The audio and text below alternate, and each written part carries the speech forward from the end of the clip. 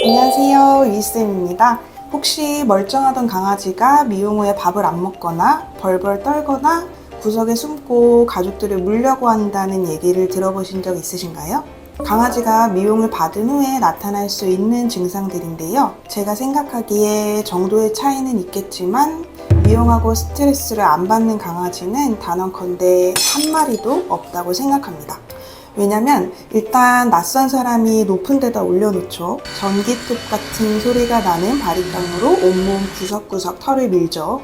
발톱 깎고 귀 청소하죠. 목욕하고 드라이하죠. 이런 걸 2-3시간이나 하니까요. 근데 미용을 안 하면 털이 눈을 찌르고 엉키기도 하고 피부병이 생길 수도 있고 계속 자라는 털을 그냥 둘 순 없으니까 위생을 위해서라도 강아지에게 미용은 필수적입니다. 애견 미용사가 최대한 스트레스를 받지 않게 해주는 것도 중요하지만 보호자님들께 미리 어떤 것 때문에 어떤 증상이 생길 수 있는지, 증상이 생기면 어떻게 해야 하는지 꼭 말씀드려야 해요. 오늘 영상에서는 저희 애견 미용실에서 실제로 사용하고 있는 미용 동의서와 미용 후 안내사항을 보여드릴 거고요. 미용사 선생님들과 보호자님들께 분명 도움이 될 테니까 영상 꼭 끝까지 봐주세요. 미용 동의서. 저희 위그루밍은 사각지대 없는 CCTV가 설치된 환경에서 반려견의 안전을 최우선으로 미용하고 있으며 모든 반려견의 건강 상태를 고려하여 아래와 같이 안내사항을 말씀드리고 동의서를 받고자 합니다. CCTV 설치가 의무화가 되어서 꼭 설치를 하셔야 되고요. 안내사항. 이거는 처음 오시는 분들께 정말 꼼꼼하게 설명해 드리는 부분이에요. 1. 클리퍼가 닿는 부분은 일시적으로 붉어지는 등 피부에 자극이 될 수 있습니다. 몸통은 긴 날로 미는 경우가 많지만 똥꼬나 발바닥, 생식기, 배 이런 곳은 아무래도 위생 때문에 좀 깔끔하게 미는 경우가 많아서 띄워서 밀기는 하지만 그래도 자극이 될 수 있다, 붉어질 수 있다 이런 거를 미리 말씀드리는 거고요. 2. 미용 후에는 아이의 성향에 따라 심리적 불안 증세가 나타날 수 있습니다. 핥기, 털기, 엉덩이 끌기, 꼬리 감춤, 눈치 보기, 숨기, 고열과 몸떨림, 식욕 저하, 설사 등 모든 아이들한테서 나타나는 증상은 아니지만 예민한 아이들은 집에 가서 이런 증상이 있을 수 있다 라는 걸 꼭 알고 계셔야 되고요. 특히 이 엉덩이 끌기, 똥꼬스키라고 하죠. 베넷 미용하게 되면 열의 9은 똥꼬스키를 탑니다. 이게 한두 번은 괜찮은데 계속해서 바닥에 똥꼬를 끌게 되면 쓸려서 상처가 나거나 빨개질 수 있어서 하루 이틀은 꼭 지켜봐 달라고 말씀을 드려야 되고요. 3. 특이사항. 슬개골, 피부 지적, 깃발 며느리 발톱, 심장질환, 지병 등이 있는 경우 꼭 미리 말씀 부탁드립니다. 보호자님들께서 깜빡하고 말씀을 안 하시는 경우도 있기 때문에 이거를 꼭 미리 여쭤봐야 돼요. 특히 요즘에는 슬개골 안 좋은 아이들이 워낙 많기 때문에 꼭 확인을 해야 되고요. 피부 지젖이나 뒷발 며느리 발톱 이런 것도 바리깡으로 밀 때 더 조심해야 하는 부분이기 때문에 미리 꼭 여쭤봅니다. 4. 이중모는 클리핑과 짧은 가위컷으로 인한 모낭 손상, 알로페시아 증후군으로 털이 자라지 않을 수 있습니다. 포메라니안이나 스피츠 같은 아이들 꼭 클리핑뿐만 아니라 가위컷을 짧게 할 경우에도 털이 안 날 수가 있어요. 계속해서 잘 났던 아이들도 9번 잘 났다가 한 번 안 날 수 있기 때문에 꼭 미리 말씀드려야 됩니다. 5. 미용 거부가 심할 경우 억지로 진행하지 않으며 미용을 진행한 부분까지의 비용이 청구됩니다. 강아지가 너무 싫어하거나 무서워하거나 거부하는 부분이 있을 수가 있거든요. 예를 들면 똥꼬 미는 거를 너무 싫어하고 무서워한다. 그러면은 깔끔하게 되지 않을 수가 있고 적당히 할 수 있는 만큼만 하는 게 맞기 때문에 그런 부분을 미리 말씀드리고요. 6. 털의 상태. 엉킴, 길이 등, 길이는 목욕할 때 털이 많이 긴지 이런 거고 보정 강도, 심한 움직임, 공격성 등에 따라 추가 비용이 발생할 수 있습니다. 털이 많이 엉켜 있으면 시간도 오래 걸리고 더 많은 노고가 필요하기 때문에 비용이 추가가 되고요. 많이 사납거나 무는 아이들은 비용이 추가될 수 있다. 이거를 미리 꼭 말씀드려야 되고요. 7.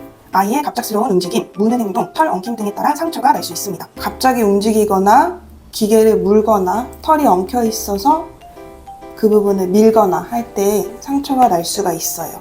물론 안전을 최우선으로 하긴 하지만 날카로운 가위나 클리퍼를 들고 하는 게 미용이기 때문에 언제든 상처가 날 수 있고 그런 부분은 미리 말씀을 드려야 됩니다.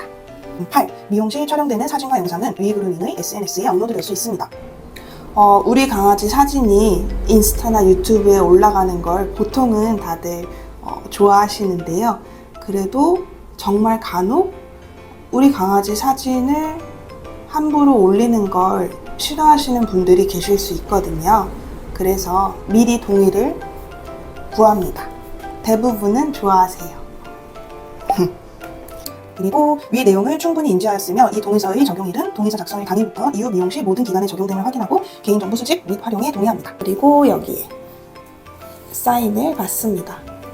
물론 이게 뭐 법적인 효력이 있는 건 아니지만 이런 일이 발생할 수 있고 이런 부분을 미리 안내해 드렸다 라는 걸 남겨놓는 게 좋겠죠.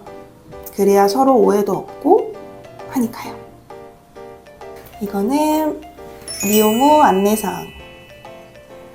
미용하고 찍은 사진이랑 영상, 특이사항 같은 거를 어플로 보내드리고 있는데요. 맨 밑에 꼭 추가하는 내용입니다.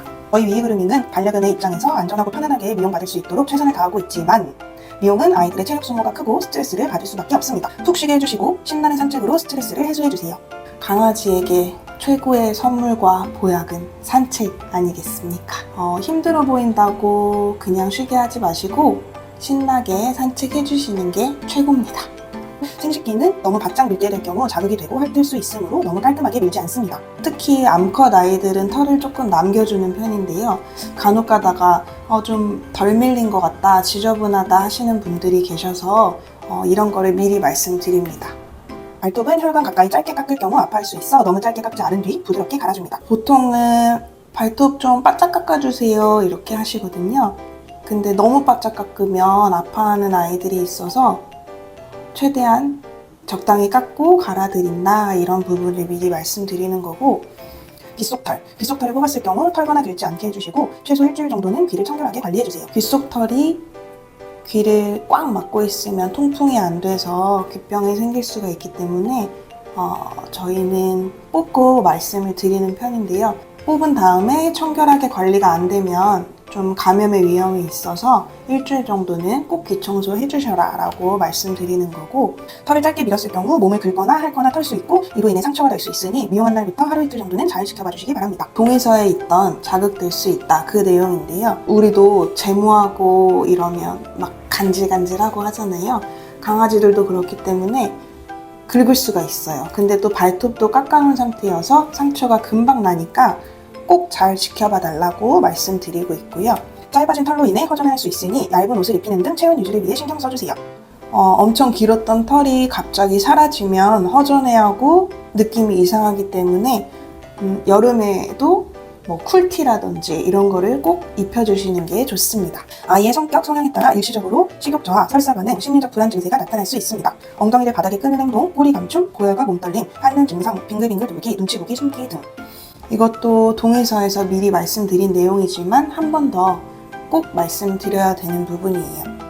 왜 자꾸 똥꼬스키를 타지? 왜 이렇게 애가 떨지? 발을 왜 이렇게 할지? 이렇게 생각하실 수도 있거든요. 그럴 수 있다라는 걸 말씀을 한 번 더 꼭 드리는 게 좋고요. 이중모인 아이들은 클리핑 미용 시 강아지 탈모인 알로페시아 증후군이 나타날 수 있습니다. 이것도 동의서에 있던 내용이지만 한 번 더 털이 안 날 수가 있다라는 걸 꼭 말씀드리고 있어요. 네, 여기까지입니다. 이건 여담이기는 한데 저는 이런 내용들 때문에 애견 유치원 선생님들이 참 부럽더라고요. 물론 유치원 선생님들도 제가 모르는 고충이 많이 있으시겠지만 그 인스타 보면 강아지들이랑 막 뛰어놀고 게임도 하고 파티도 하고 그러시더라고요. 저는 맨날 강아지들 테이블 위에 올려놓고 힘든 것만 하게 해서 좀 미안한 마음도 있거든요. 애견 미용은 분명 강아지들한테 힘든 일이 맞기는 하지만 그 시간을 조금이라도 덜 힘들게 하기 위해서 노력을 하고 보호자님들께서 스트레스 안 받은 것 같아요, 컨디션 엄청 좋아요 하셨을 때가 제일 뿌듯한 것 같아요. 애견 미용사 선생님들 모두 화이팅!